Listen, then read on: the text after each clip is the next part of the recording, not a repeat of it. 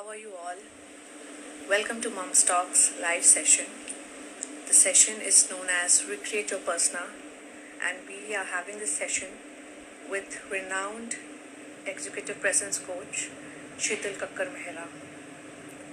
I'm so glad that Mumztalk is going live, and this is the second time that we are having a live session with you all, for all you mums, and it's a great pleasure to have all of you. So this session is all about upskilling, leadership skills, and how new mothers should cope up after going back to work, the corporate ethos. So we will ask Shital Kakkar Mehra to join us. Good evening to all of you who have joined just now. I'm going to make ma'am join with us, and let's start.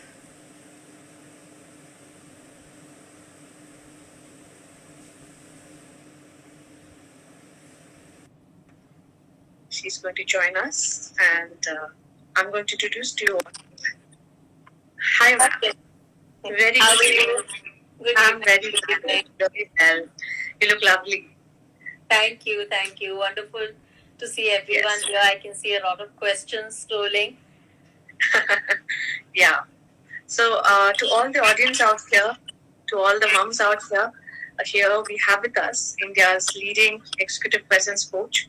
She trains CEOs, and she's a renowned professional who's certified into executive presence.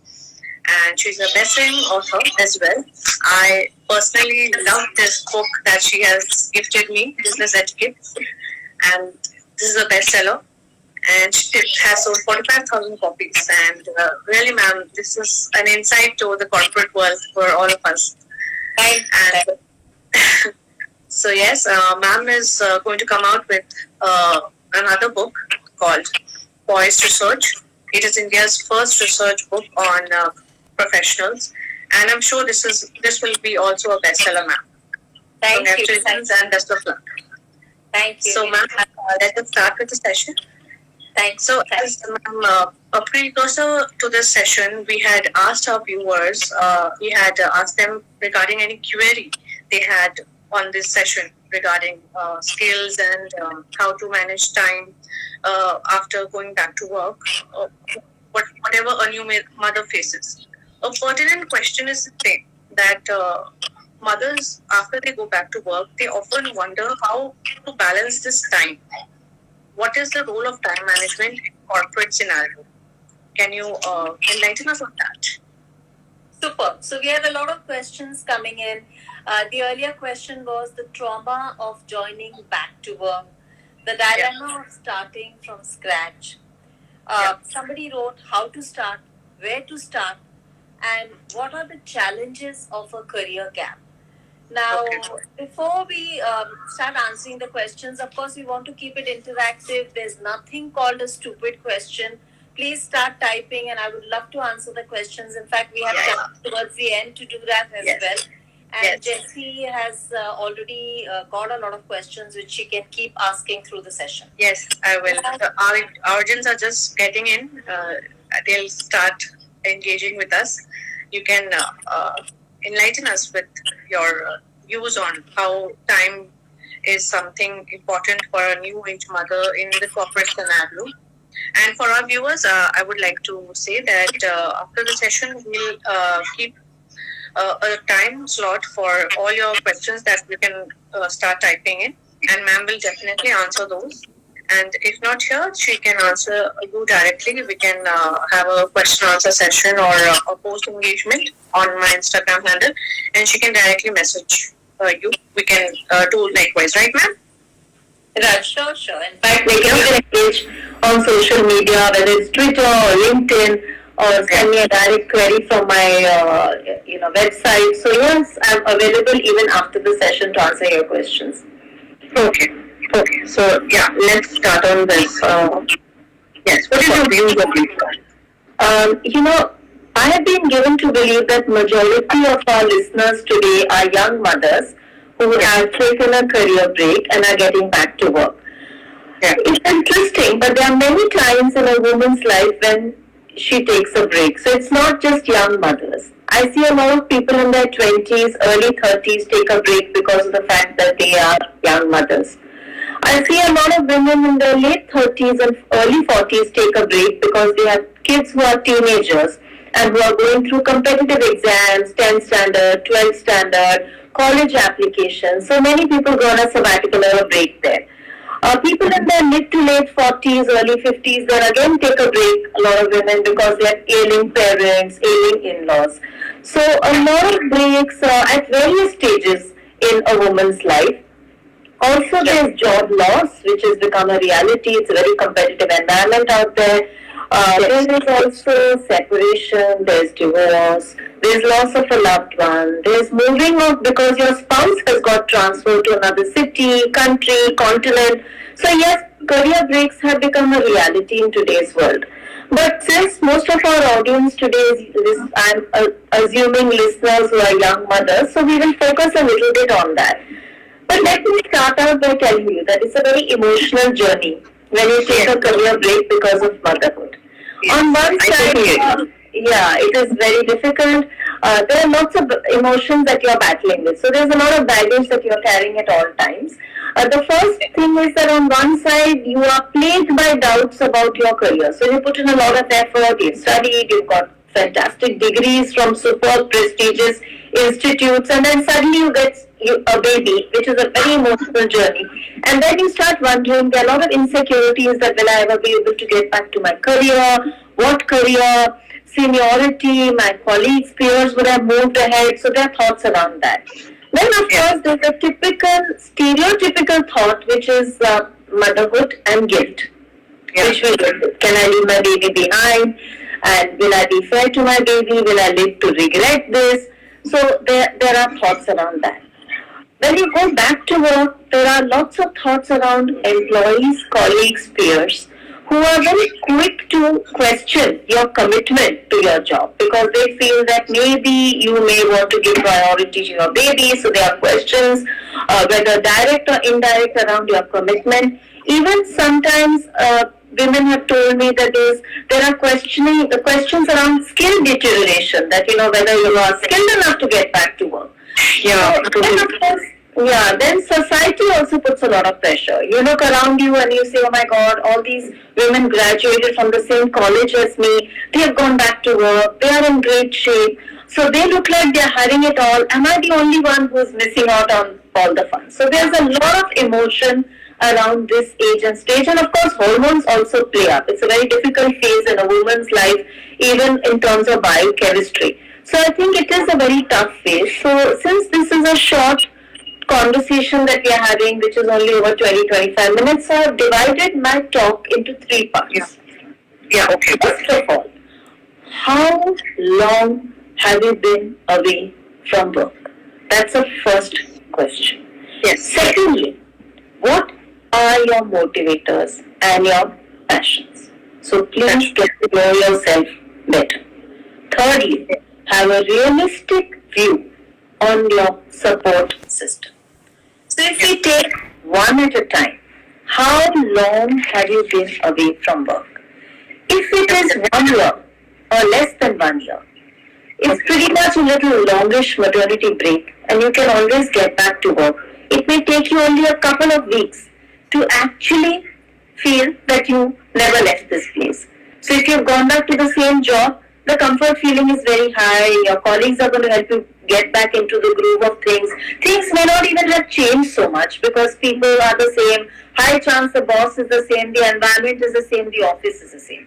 So less, 1 year or less, you will not feel much. It's just a question of couple of weeks to get back into the routine. If it is 2 to 3 years already, in fact, some of you who could have even had a job loss can project it in a positive way. You could say that, I took a break because of the fact that I lost my job. But instead of being apologetic, be honest and say, I used this period to read a lot. I used this period we have mothers were saying through that. Yeah, because, it gives it gives me time to do things that I never had time to do. Or I give 2 hours of my time every day because I'm a finance professional. I helped an NGO streamline their finance operations. Now that's huge. It was not paid, it was a volunteer job, but I did it. Also, you could say I'm an artist. I never got a chance to, explore that side of my life. It was always a hobby. I got a chance to do an illustration for a children's book, and I loved every minute of it. So use your time constructively, have a crisp response ready, and review it positively. When you are interviewing for a job after a career break, the ability to project confidence and authority is a very critical skill at that stage. Also, rethink your resume. Add the skills that you have learned. Don't hide it. Be proud of it. Do not make it into something to be embarrassed about. Instead, you've earned it, you've enjoyed it, you've loved it, and you have to project that with authority and confidence. And that is something very critical. Yeah. So, ma'am, do you think that corporate scenario today are changing, and by adding skills that the new mothers who are joining post maternity, they have a upper hand and they can, negotiate on the financial aspect? Do you think that skills do have a upper hand? It is important because sometimes it doesn't. They only look at your previous work record, and it's difficult to negotiate basically. So do you think that's true?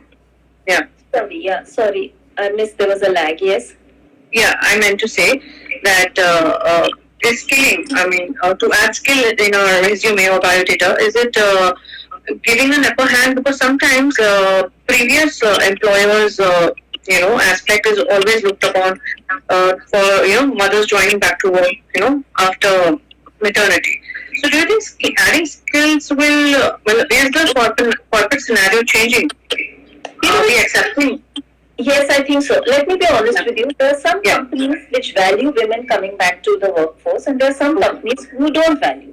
Now, I'll be honest with you. If you are interviewing with a company that does not value it, from the interview stage itself, you will be able to figure out from the line of questioning and the way you're getting treated that this is a place which does not value.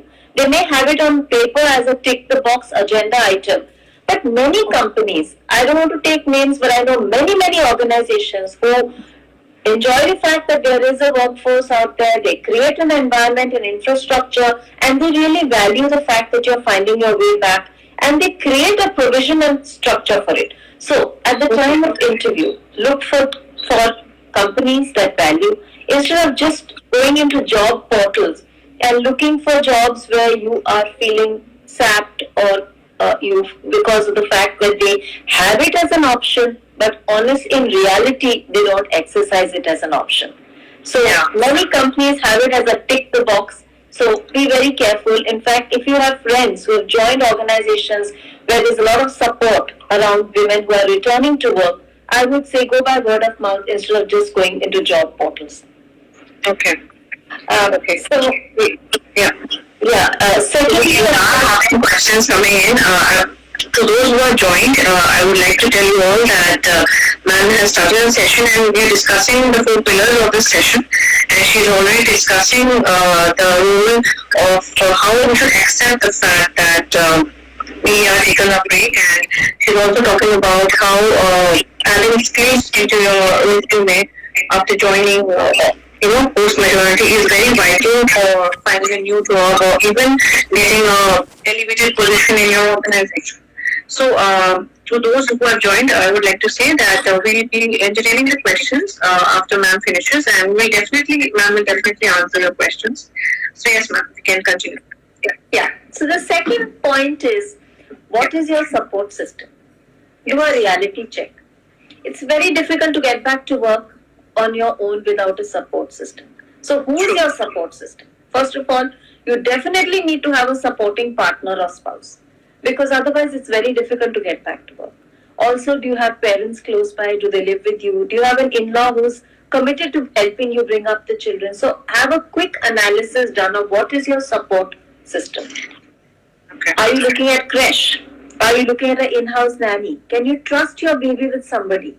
So all this has to be analyzed and is different for each of us. But it's very important that you do a quick check on that.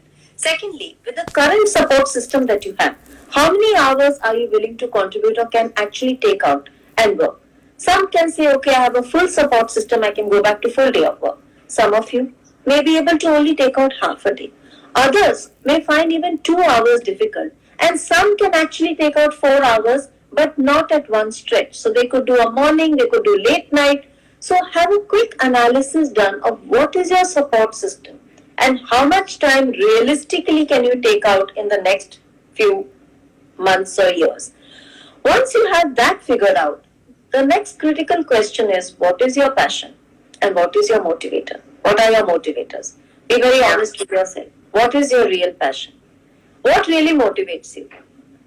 Do you enjoy the fame, the corporate career, the intellectual stimulation, or are you very passionate about a social cause that you would like to support? So what really motivates you? This is a very good time for you to take stock of the situation, because that is what you're going to be committing for the next many months, possibly years. Do an analysis also of your strengths and your weaknesses. Do you like to work alone? Do you enjoy a workplace? Do you like the buzz of an office where you actually have social interactions? Or does isolation matter to you? Do you like to work independently on your own? If you want to start your entrepreneurial journey, this is a wonderful time to do that. But then you have to be self-motivated. Are you a self-motivated person? Because every day you'll have to wake up, sit at your desk and work alone. There are no colleagues, there's no water cooler chat, there is no team drinks. So are you willing to do all of that? So have a... And then the social interaction is taken for a toss. Yeah, these 3 months have been difficult for everybody. But some people love the buzz of an office. You go there, you meet people, you have a coffee, you chat with somebody in the cafeteria, and there's so much information sharing, there's so much conversation. So there is a lot of that. If you start your entrepreneurial journey, initially you may be alone. At the most, you may have a partner who can support you. But it is very different from a corporate life. So you have to understand what are your strengths, what are your weaknesses, and based on that, make a mature decision on what is it that you really want in life. And this is a wonderful stage to do that. Because most people view life as a 100-meter dash, but actually it's a marathon. You're committing to decades, 2, 3, 4 possibly. And there are so many businesses in India and internationally, which women have started in their 30s, in their 40s, in their 50s, and put in the next so many decades into their business. So it's never too late. Take a quick stock of what is it that you really want. If money is a motivator, or if you need the money, be honest about it. If you love the fame, be honest about it. If you love a corporate career where you're going to climb the corporate ladder and one day take the role of your boss or your boss's boss, be honest with yourself. So start the journey by being absolutely honest with yourself. Now that you have started the journey, there are a few points that you need to keep in mind. One critical element that you need to focus on, and it really makes all the difference, but requires effort, is networking. I really sincerely believe that you need to keep up your networks. As a young mother, you may not have the time and you may actually have let go of a few networks, but it's a wonderful time. And technology has made it very easy for us to now keep our networks alive. So, 1, please identify a core team. If you have 5, 6, 8 years of work experience behind you, 10 years of work experience behind you, go back to the desk and figure out who's your core team. Is it an ex-boss? Is it an ex-HR head? Are there work colleagues? Schoolmates who have made it big? Well-networked individuals? Headhunters that you are in contact with? College friends who have started their own business? Who is your core team? People who like you, who enjoy interacting with you, people who will answer your calls or your WhatsApp messages are very important. And these are the people that you should keep. This is the foundation of your network. Keep it handy. Connect with them. Send them a line saying, I've taken a break. I would love to speak to you over a coffee in case you can meet face to face. Or if possible, we can schedule a video chat or a phone call at a time that's convenient to you. Go back. As one of the people has mentioned here also, ma'am, that networking helps to connect as well, knowing what's out there in the market. I mean, it also helps us to know the trend because we are here I mean, motherhood takes a toll, and we don't get time to know what's going around in the market or what's the business scenario. So I think you're right. Networking does play a very, very crucial role. Yeah. You brought up my next point, which is that it helps you update your knowledge resources. It also helps you understand the jargon. What is the latest trends in the market? What's happening around you? Who's moved where? So it actually updates your knowledge resources. Also, take stock of your online presence. The world is a changed place today. We meet people before we actually meet them face to face. So all of us have to have a strong online presence. If you are looking to have a corporate career, it is very critical to have a good LinkedIn profile. Visit your profile, update your profile. You may need to even update your photograph, send out a few more connect with people or requests, join a few online groups and contribute. Hear what is the noise around you, what are people talking about, what is the latest jargon, so that you are up to date with what is happening around you. So catch up on that. Also, manage your social media presence. Are you projecting yourself as a professional? Accounts like Facebook, possibly you can keep it as a closed account. If you want to put only baby pictures or recipes, sure enough, but then have it as a control group. So yes, man, take stock of your online presence. That is very important.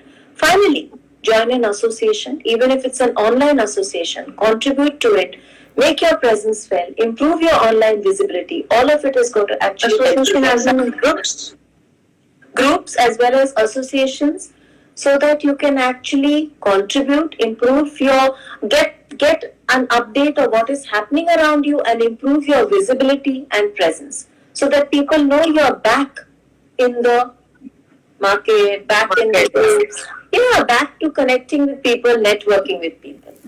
Yeah. Another aspect.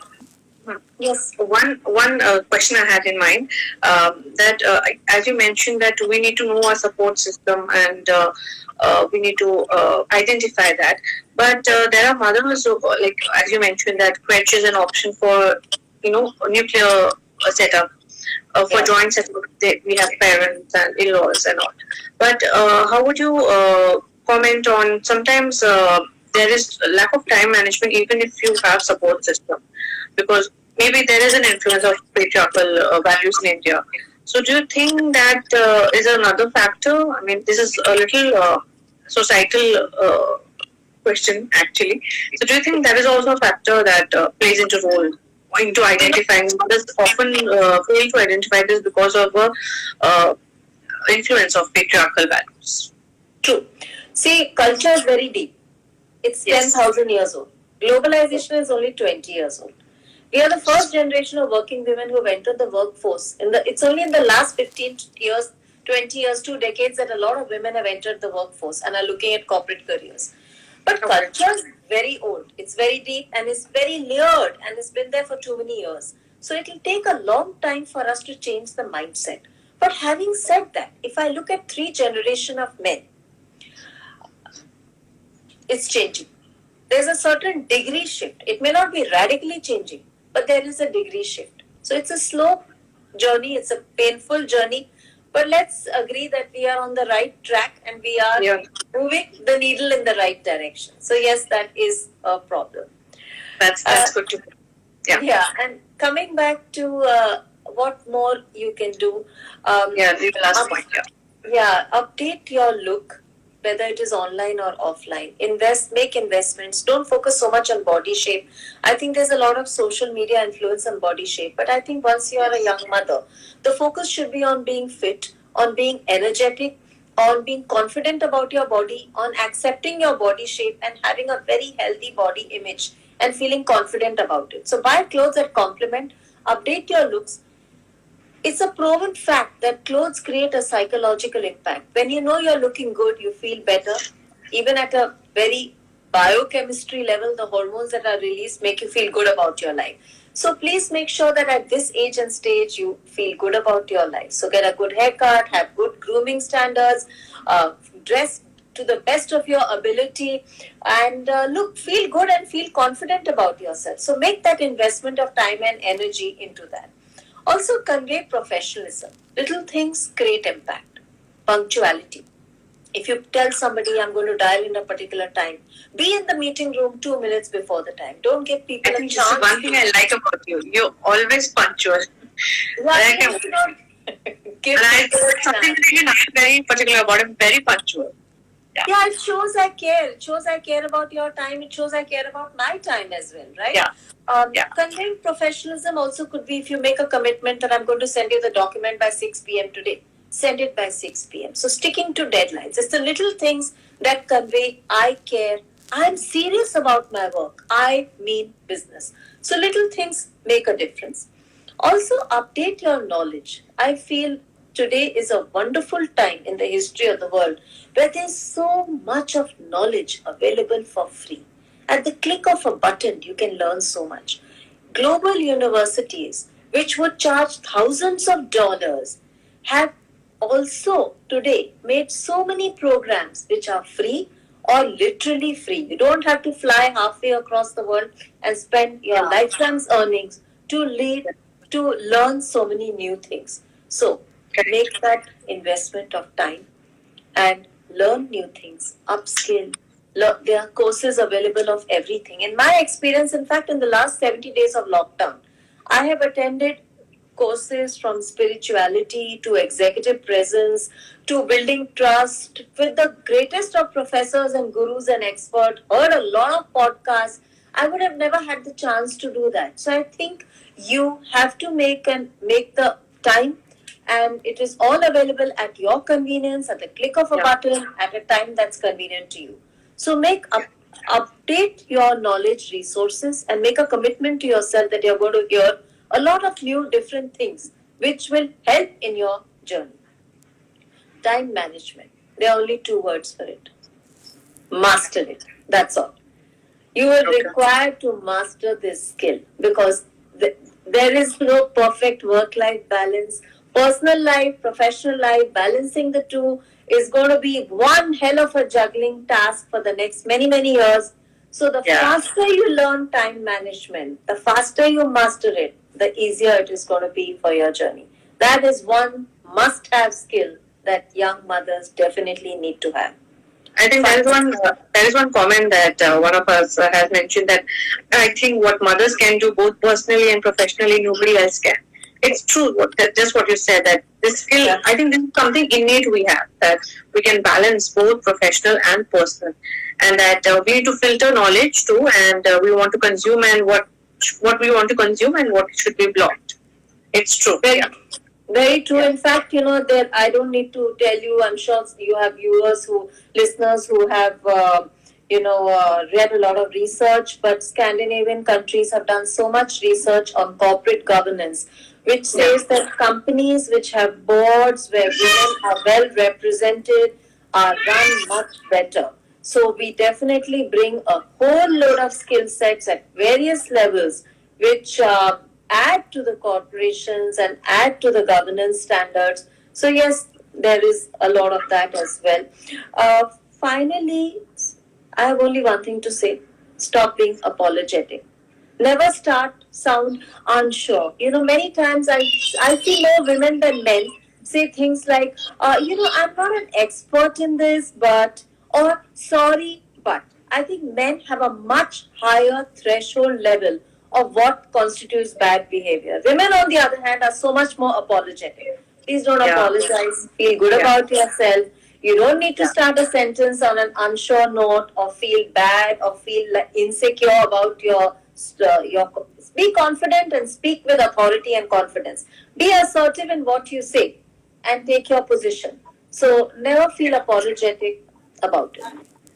Okay, ma'am. So I think this is something very enlightening. Whatever you have mentioned, because as new mother, we often tend to fall into the same part as you just mentioned of the uncertainty, unsurety, and this is the only reason that Mumztalk is one initiative I'm very passionate about. Is because I want to elevate mothers. I want to enhance this mental wellness in us, and I feel that all of us can do that. And on the basis of that, we have to have some questions. And one of us has mentioned that, ma'am, how to handle the judgment and bias at work when a supposed promotion is denied because you are a new mother? Yeah, there are biases. There's not much that you can do about a corporate policy. Either you are in the workplace that looks at it very differently. Also, it is also driven by personality and individual personality and equation. But having said that, I feel that one area that you should definitely look at is not being very sensitive or emotional. I feel being a little thick skinned about comments and not letting it throw you off balance emotionally is very important as you enter the workforce. So if I tell people, don't be sensitive. You be sure of who you are, be confident of who you are, do a good day's job, put in the best that you can, and be a little thick skinned. It is going to take you places. So initially you may be denied, but after a point, you know something, merit definitely gets rewarded. So don't look at it as a short term, 2 months, 3 months, 6 months. If you continue to do great work and you continue to put in the effort and the commitment, workplaces definitely are going to honor that, and they are in the long term you will see, or even in the medium term you will see returns. So don't look at it in a short form, short window, short time frame. Instead, look at it in a little longer perspective. And having said that, be a little thick skinned. Don't be very sensitive to comments from people. Be very sure. Sometimes people get little emotional, little sensitive, and I think that really throws them off the track. So I think it's also because after becoming a mother, you have this zillions of hormones that, it's this physical aspect that it really makes you very sensitive. And I've seen tough women also become very sensitive. And I think, yes, you're right, what you mentioned here. And another question I'm getting is on somebody's asked that, ma'am, do enlighten us on your views how to cope up with gap one faces after going back to work. I think as you mentioned it before, but I think you can maybe enlighten more on this. That people do have this worry. I mean, mothers do have this worry that a gap actually creates a mental, picture that she is not maybe. She cannot do from where she left. But sometimes, in case of me, in my previous organization, to say that I delivered the best after joining back is what I got the update that you did your best. This was your best performance. So, what is your take on it? I think motherhood is a lovely journey. It makes you grow at various levels, and it's an experience that you have to go through and you have to enjoy and not feel guilty or apologetic about. In the workplace, I think career break initially will have an impact, and in a way, it is fair as well. For the simple reason that you stayed away for 2 years, but somebody else who was working in the place definitely put in those extra 2 years. So initially, it could not be driven by merit, but could also be driven by tenure. And that is where, the ones who have stayed back may feel competitive, co-workers may feel threatened. There could be a lot of politicking, and workplace relationships could get messed up. But the way I look at it is that just stay afloat, stay above it all. Don't let it bother you after a point. Anticipate it, be ready for it, be prepared for it, but continue to do a great job and stay the professional that you were. And I think that, juggling so many things makes you grow at various levels. It makes you so much more sensitive to multiple things. So I think it's a great journey. It should be viewed correctly, and don't feel guilty, and don't make the comparisons. If people are doing it, every workplace has its set of toxic people, every workplace has its own grapevine. There is no office without that. The minute you put few people together in any part of the world, in any business, any industry, there is going to be politicking. So this is one more thing that you have to live. In this human nature. It is. And you have to anticipate it, and you just be a little insensitive and thick-skinned about it, and let it pass. But somebody's just mentioned that you have to be thick-skinned about it. Yeah, it becomes a necessity. Yeah, true. Yeah, and let it pass. But something, don't let it take away your focus, because many times people get very emotional and hypersensitive, and then they take their focus away. So you keep your focus on your baby and your home and your work, and focus on juggling the two, and do not bother about things that could derail you. So I think staying the course is very important at that stage.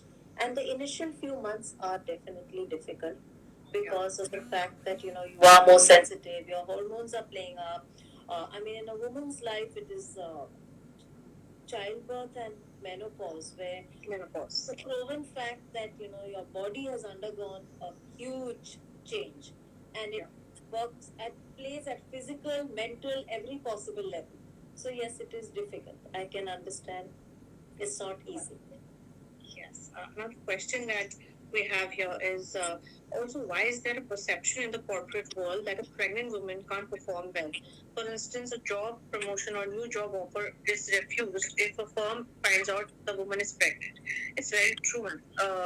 As I mentioned before, the influence of patriarchal values. Somewhere this notion of that women, she's inferior. This stage is a very sensitive stage, and she might require to juggle into her family life more, and her skills are ignored, her performance is ignored, her capacity, capabilities are ignored. What is your point? It's a bias. It's true. We have to live with it. Some workplaces have it. Some bosses have it. It's a personality driven thing. It's a culture thing. It's at various multiple levels and layers. You can't do much to change it once it's there. All you can do is put in a good day's work, or then you will actually, if it's really impacting you, you may have to look at something once you come back from your leave at something else. Many times I also feel it's a great time for people to start their entrepreneurial journey as well. So if you want to start a small office, home office, and today work from home has also become so much easier. So there are multiple options which are available today. There are many more options available today than there were even a decade ago. So every year that goes by, it becomes so much, there are so many more options available to women, than there were in the previous decade. So yes, there is a bias, not much that one can do. You can't really work towards changing the world with that bias. Yes, I'm sure 20 years from now, things will look very different. Our daughters will have it much more easier, possibly, much different. The Maybe biases this work from home will be a new norm. I think it will be the new normal, which has worked very well for women as well. Yeah, it has definitely worked for me also. We have a lot of time. I mean, the juggling between going to office, the time difference, and half the time you're traveling, and you get late, and obviously this is really, I'm sure, right? Yeah. So yeah, it is not. It's worked well for us. Work from home, the new normal. I'm also quite enjoying it, and let's see. Maybe technology will make it so much easier. But the skill sets may change. The requirements may change. It will bring a new set of challenges. But keep it going and schedule video calls with people, keep yourself engaged, update your knowledge resources, and stay motivated and positive. It's a phase and it will pass, and enjoy it while you are, you owe it to the baby as well. Yes. To have a happy mother who's contented, who's enjoying her life instead of somebody. Children also are sensitive to those feelings, not just at a verbal level, but even at a non-verbal level, from tone, from voice, from body language. So yes, I think you owe it to the baby as well. Yeah, there's another question. Basically, it's a comment that sometimes a lot of communications is required amongst one support group in order to make them aware of the limitations of societal norms. Do you think that is also the case? That means you need to have a support group? No, there's a lot of communication that is required amongst the support group, the support that we have, to make them aware of these limitations that we have in the society. Yeah, I think so. I agree with you completely. In fact, if you had to communicate, I would say at this stage in your support group, it's better to over communicate than to under communicate. Because many times they come with their own biases, their own personalities, their own thoughts, and their own views on how things were done at their time. But times have changed. So I think in any crisis or in any moment where there's a transformation or a change, if you want to, then you have to over communicate. That means keep everybody updated, keep updating them on what is the new normal, what are the new changes which are happening. So keep communicating to your support group. Finally, I feel that everybody needs a mentor. And I would request you to kindly go back in your own network, find people who have supported you and make them your mentor. If it is in your professional life, it is even better because they can help you, guide you, support you through this journey, and look up to them for advice, for support, and they are a well-wisher who are always there for you. So if you can find a woman mentor whom you look up to, it will be ideal. If not, even a man or a boss or ex-boss is ideal. But look for mentors. I feel that in my journey as well, to have a mentor really helped me at various stages, and they keep you going, they keep you motivated. There are going to be moments of self-doubt where they actually help you a lot. So I think everybody should make an investment in a relationship and actually have a mentor from the professional sphere. Can you tell us how to build interpersonal relationships with a mentor? Are there some tips that you could tell us? Yeah, first of all, you have to identify a few people who you think could possibly be mentors. So have a group of at least 4 to 5 handy, because some may not have the time, some may not have the desire, some may not feel a connect with you, although you feel a connect. It's a chemistry that has to work at both levels. So in which case, I have a suggestion. First of all, start with a short list of 5. Make a phone call, see their response. If they're responding, they're quick to respond, they're ready to have a quick video chat. Talk to them and be honest. Say that, you're somebody I've really admired and I was looking for some guidance and I would love to have you as a mentor. But of course, depending on whether you have the time and, I can appreciate you're a busy person. So keep the ball in their court. But if they turn around and say, yeah, I can agree, I would love to be, but, my professional commitments are too many, they're not going to. But if they say, of course, Jessy, you can contact me at any time. I would love to if I can help you in any way. That they're going to support. So once in every 4 to 6 weeks, connect with them, share your problems, and of course, give back to the network. In some way, you should also contribute towards, helping them out, or in some way that you can actually give back to them if they need help with some. Be there for them as well, because it works both ways. It's not a one-way relationship. And connect with them and use that to, help your journey, to brainstorm. They could be your ideas person. So multiple things at various points we need to connect with people. So I think mentors really help you. True. Ma'am, there's one question that I have. I am a very big admirer of your book because through your book, I have had the chance to learn a lot of tips on corporate etiquette and international protocol of business etiquette. I would want you to give all our mothers here some tips on maybe life coaching tips, and I would want you to give tips on body language, the way a mother should dress. I mean, what you would suggest, as you also mentioned earlier.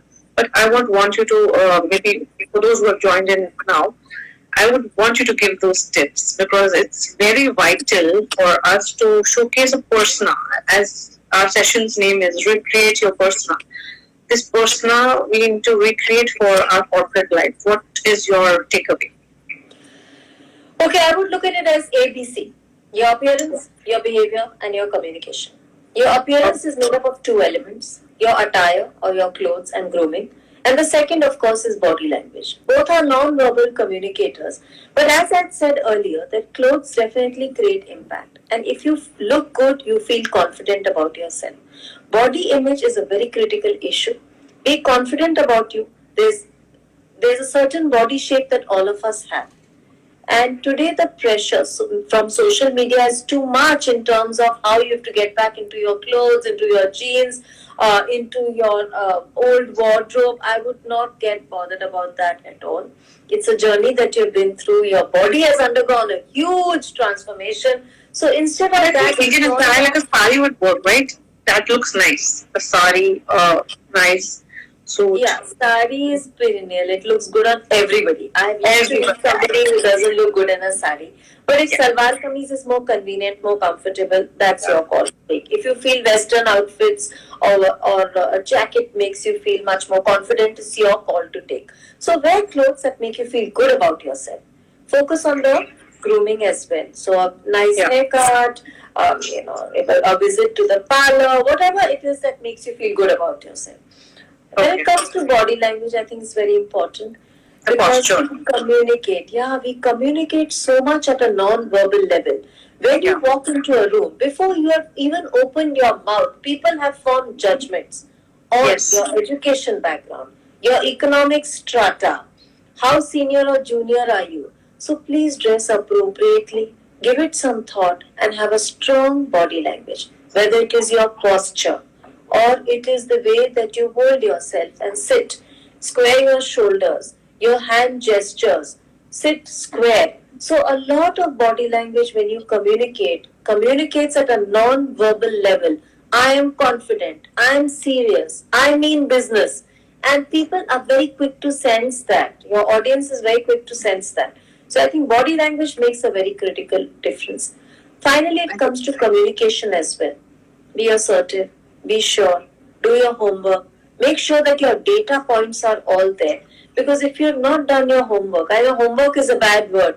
It brings back horrible memories of our childhood which had been ruined because of homework, right? So we don't You're think such about R&D. You're R&D. Let you know. it's a bad word. But in business world, we have recycled it and we have called it pre-meeting research. So it's the same bad word called homework. But when you walk into a meeting, do your research, put in the time so that you know exactly what you're going to talk about. What is the objective? What is it that you're going to bring to the table? And make sure that you make that investment before the meeting so that you come across as confident, as somebody that people can invest in, as somebody that people can promote. Those are the signals that you should send out. After a point, you get treated the way you allow people to treat you. So, your body language, your communication, your voice, your tone, your pitch, your executive maturity should all communicate. I am serious about my career and I mean business. That's right. As you mentioned, I mean, there's one question, one more question. I mean, I think you can take this one as well. That how can a new mother start a new business or a company as there is a lot of prejudice in the society for a new mother, which is true as you just mentioned about the support system. Even though we have a support system, but this prejudice of starting something new as the entrepreneurial journey, as you mentioned, that we need to be assertive. But how to overcome it? How to overcome this? Is there any life or coaching mantra or scripts that we should internally follow? And basically, obviously, as you did mention, but I personally feel that mentorship is having a mentor is true. But do you think that a person who is very low in self-esteem and this prejudice makes that person more, less thinking about themselves as more less? Do they need any more mental health expert guidance or something like that? How do we combat this prejudice? Yeah, it's at two levels. First of all, I think that a lot of women have started their entrepreneurial journey. Having said that, there is a lot of funds which are available. There's help which is available. There are angel investors who would love to invest in your idea, and there's no gender bias over there as well. So, in which case, if you want to start your entrepreneurial journey, it is a great time to do that. And the environment, the ecosystem in India today is also such that there will be investments available. So that I don't think is a problem. But having said that, if you feel that mental health is an issue, one thing that I'm really happy about is thanks to a few of our celebrities, mental health today has become a dining table conversation. It's no longer something to hide. And there is no stigma about it. So if you need counseling, if you need to actually go back and speak to somebody at a professional level or need help, kindly seek it. Because by brushing it under the carpet, it's only going to get worse. The journey back is going to be much longer and could be even tougher. So what you could do with counseling, if you ignore it, you may actually land up on medication. If you ignore that, it could even get worse. It's like any other problem. So it's like a physical, I would equate a mental problem today to a physical problem that both require help of a professional and seek it. If you feel that your family can help you sort it out, it is a good first level. But many times family cannot sort it out. Many of you are living in a nuclear family. Also, you may not be very close with the person. Also, the person is not a qualified expert to help you at every level. So, seek help. There is no stigma. It'll make you happier, make you more contented, help you get to. There are techniques, and I give a lot of respect to professionals in every field. So I think that they have techniques, they have ideas, they have patience, they have listening skills, which can all work towards helping you become happier, healthier. So do it, no stigma. Yeah. So, ma'am, as we wrap up, I think we can wrap up your takeaways on the session, on the topic, your personal takeaways. What do you feel that as a business professional, new age mothers should, how, obviously the sky is the limit, but how should we base this? Okay, a couple of things. One, of course, I'm seeing all these wonderful hearts and beautiful comments which are coming. So it's great to see you. Thank you. We all are together in this. Yeah, we are all together, women supporting women. So I would love to connect with all of you. You can follow me on Twitter and send me a message. You can write to me on LinkedIn, and I would love to connect with you. So please send an invite. Also, in case any of you feel that I could help you in your professional journey in any way, not now, even 6 months, 1 year, 2 years from now, just send me a mail from my website. My ID is there. Give the reference of this conversation so that I know from where we have connected, and I would love to help you. So if I could help mentor any of you, answer any of your questions that were left unanswered, I'm there for you. And I, believe and that. For those all who have joined in late also, ma'am would can tell them also that where should they connect with you? Yes, thank you. On Twitter, on LinkedIn, on my website, you can. There's a button you can click and write to me. And if I can help you in any way in this journey, we are all in it together. I would love to help you. So on that note, thank you so much. I would like to give you thanks as well, ma'am. This is I'm truly honored. I can't say. I mean, I'm in loss of words that you agreed to be a part of this. And as you mentioned, that women should help women and that we should elevate our tribe, and it's very essential. And I'm so proud.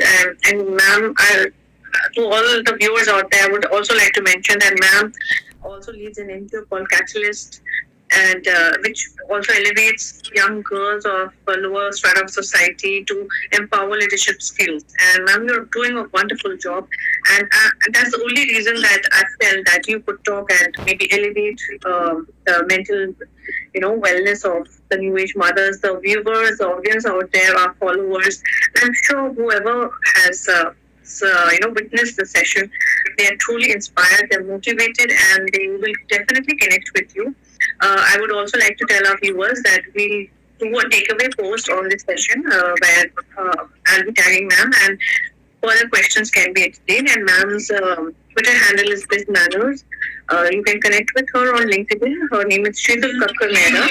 And any other details, you can DM me or DM to her directly on her account. That is Shital Kakkar Mehra. And I think, ma'am, this was wonderful and really. Thank you. My pleasure. Thank you. Stay safe. Stay healthy. Difficult times, but they will end. It's a tough time for the planet. But having said that, good night and stay safe. Thank you so much. Thank you so much. God bless. Bye-bye. Thanks. To all my viewers out there, that was Shital Kakkar Mehra, and this was such a lovely session, and I am sure that all of you would have loved this session. I personally wanted this to happen because I know what all you are facing, and this is something that I really believe that we should all elevate ourselves, each other, and be positive. All of you, God bless us all. Thank you to all of you here who have joined us and been with us. Thank you so much. Thanks for supporting Mumztalk. We will be back with an interesting and fun session soon. Stay posted, and I'll post you soon. Bye. Take care. Good night. Stay safe. Stay healthy.